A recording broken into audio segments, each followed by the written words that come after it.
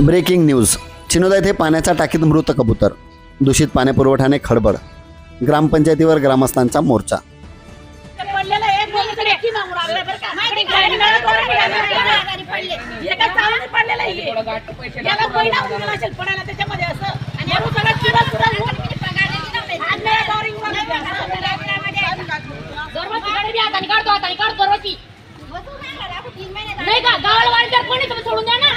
तळोदा तालुक्यातील चिनोदा गावात पाणी पुरवठ्याच्या टाकीत मृत कबूतर आढळल्याने एकच खळबळ उडाली आहे. नळातून पाण्यासोबत कबुतराची पिसे बाहेर येऊ लागल्याने ग्रामस्थांना संशय आला.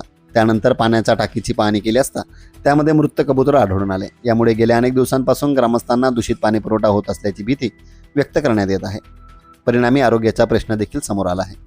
या घटनेनंतर संतप्त ग्रामस्थांनी ग्रामपंचायत कार्यालयावर मोर्चा काढून तीव्र निषेध व्यक्त केला.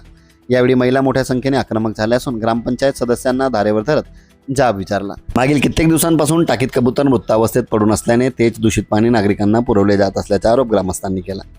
तसेच दूषित पाणी पिल्यामुळे लहान बालकांना जुलाब व इतर आरोग्याच्या समस्या उद्भवत असल्याचाही आरोप करण्यात आला.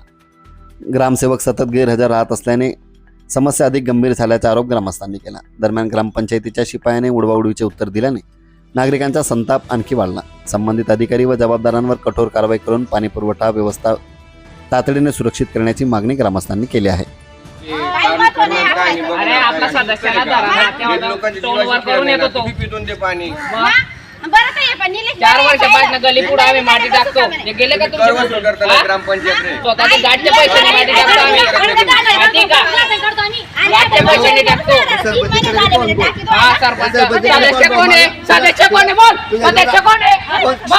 4 वर्ष गाडचे पैसे टाकतो ना. पैसे देताना पैसे कुठे द्यायचे तुमच्या ग्रामपंचायत मधले? अरे 27 साप निघले घरात माहिती का? तेव्हा कुठे जातो? म्हणजे आमच्या घरातले माणसं मारायचे का? भरला ना एक बी कोण जाणार नाही. पैसे तुम्ही भरायचे. कोणीच भरावले दवाखान्यात. आता मागाला वरतोड करून येतात आपण वरतोड करून बोलू देत नाही. मधीच असं ते पडेल. पोरांना संडाशी होत आहे.